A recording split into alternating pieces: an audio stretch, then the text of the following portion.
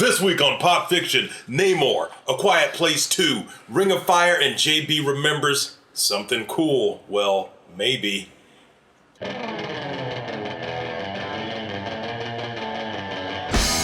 this is 252 Pop Fiction, where you'll find all the news and reviews in pop culture that's right to type. Today's top story.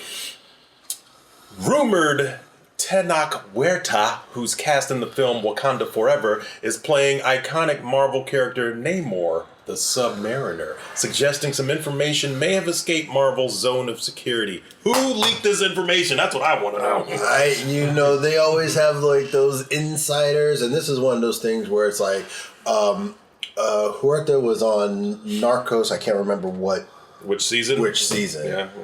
But very good, accomplished actor. Mm-hmm. I think once it was even heard or suggested that he was going to be in Wakanda Forever, people were like, well, obviously he's Namor. Well, does he have that slick back helmet hair and the widow's peak? Of course. Does he have pointy ears?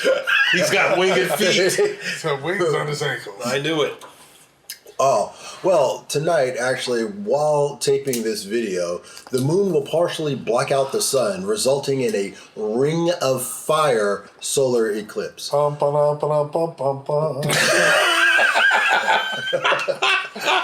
Some Northern Hemisphere residents will be able to see the first of 2 solar eclipses this year. Have you seen a solar eclipse in your lifetime? Yeah, I looked straight at it. Burned out my retinas. No, I've never seen a solar eclipse. Not in person. I've seen them on TV, though. Yeah. Yeah. So we're going to do the show while there's a Ring of Fire going on? That's right. Yes. Well, actually, we'll be doing... all our computers getting the character. We'll be doing getting the character while it's been... Oh, all right. I'll try and find a live feed. Yeah, so my thought was like pave over everything because I have allergies. So I'm not a nature guy. No. Pave over everything? Pave over everything, man. Wow. You want to live on Corsican. Yeah, that's right. That would be ideal. Arcade1UP, a company that makes not quite full-size arcade cabinets, has announced that the Simpsons home arcade machine, a new cabinet starring the Simpsons, will be released later this year. You know who's going to be interested in that? Our one and only Frank G, I'm sure. I bet you 100% Frank was like, I'm going to build my own cabinet. As a matter of fact, he did build his own cabinet. Yeah. Please show us your cabinet in the graphic. There it is. Hot dog. This week's review, A Quiet Place Part 2. Following the tragic events at home, the Abbott family must now confront the dangers of the outer world while fighting for survival in silence. When they are forced to journey into the unknown, they rapidly learn that the monsters that hunt them by sound are not only dangers that await them, but beyond the sand. Oh, yeah. And don't trust little girls. Oh, wow. Watch this. I've actually seen the movie you're reviewing. I watched it. You've watched it? And I'm going to say this was my first experience going to the movie theater in over a year. Yeah. Wow, yes. Really? Yes. For me. No props. JP and I know. Been going to the theater. You guys are living dangerous. I was in there 5 times in the past 2 weeks. There was four people in there, and I was like, hey, there's like 3 people in here heavy. You were that guy? Scared of people? I heard one cough. I was like, God damn it, baby, get your popcorn. I knew we shouldn't have came in here. But I'm going to go ahead. I'm going to double back on saying that watching a movie in a theater, having that experience, because even the way the clumsiness of the way the monsters kind of smash into a scene and bump into like cars and buildings and stuff like that. It makes sense. They can't see. I'm just saying it pops better in the theater with the Dolby surround sound or whatever they got, as opposed to just watching it at home.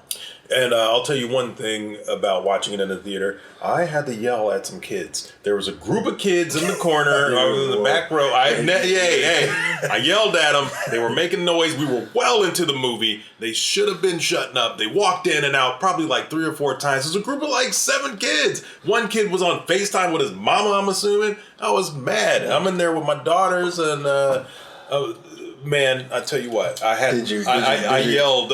Listen, I yelled, "Pipe down!" And then I saw one of them look over at me, and I was like, "Yeah, you Pipe down. pipe down." Did they know what that meant? I don't know, but they did shut up. You know what? I found out recently that there's an entire generation that don't know what this means.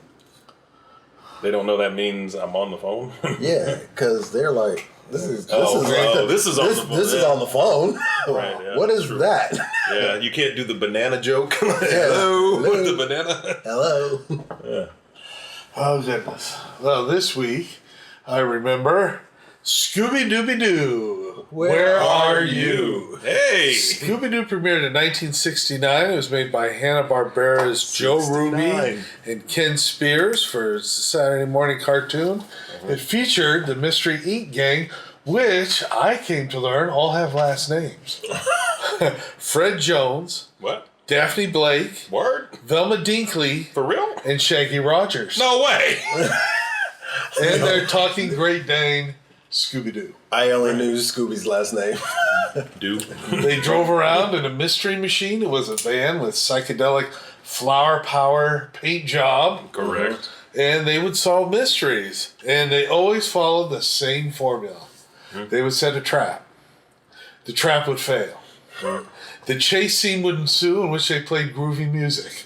And you see them running back and forth in the hallways. In the hallway, one through one door and through the other door. Yes. Classic. Always Then hilarious. somehow Shaggy and Scooby would Forrest Gump their way to capturing the villain. They'd unmask him. And it was Farmer Fitzgibbons. The whole time. Yeah.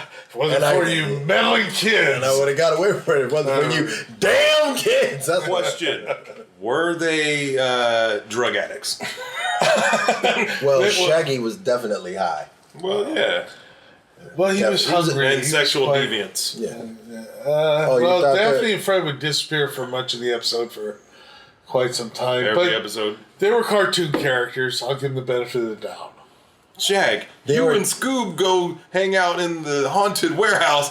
Me, Daphne, and the other chick will be Oh, No, the but van. Velma typically went with Scooby and Shaggy. Oh, No, yeah. I do remember. That's all. I remember episodes where it was like Daphne. Wasn't Daphne, Scooby, and Shaggy? Didn't like they have their own show? No Fred, no Thelma.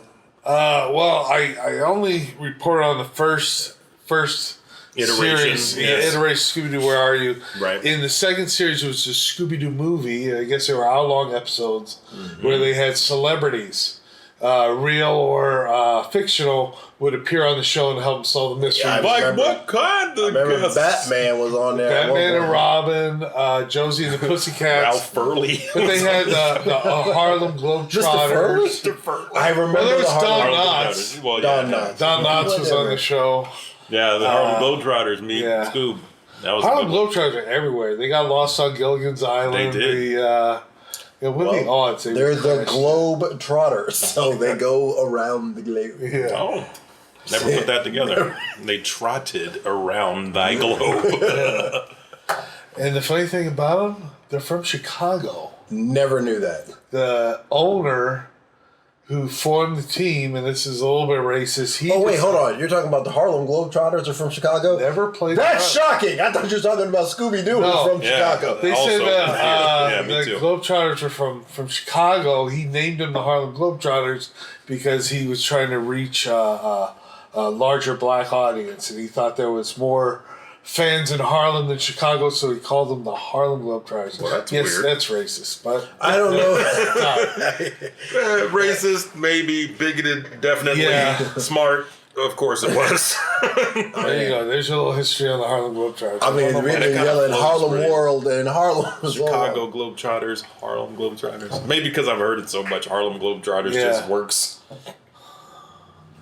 Well, hey, I'm Ralphie D, and that's news to me. I'm Coolwater and Kurt. That's my story, and I'm so glad that you are just on point today. Razor's edge is what they say.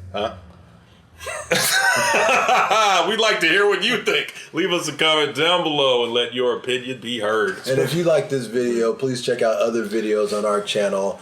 And check out my little sis and the beautiful ladies of Dining with Me Hey, Diva.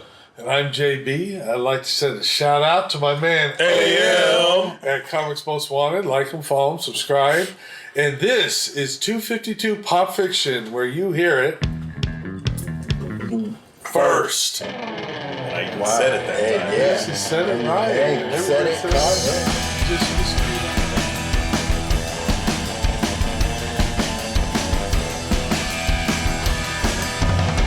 I'm Donis. Pull yourself together.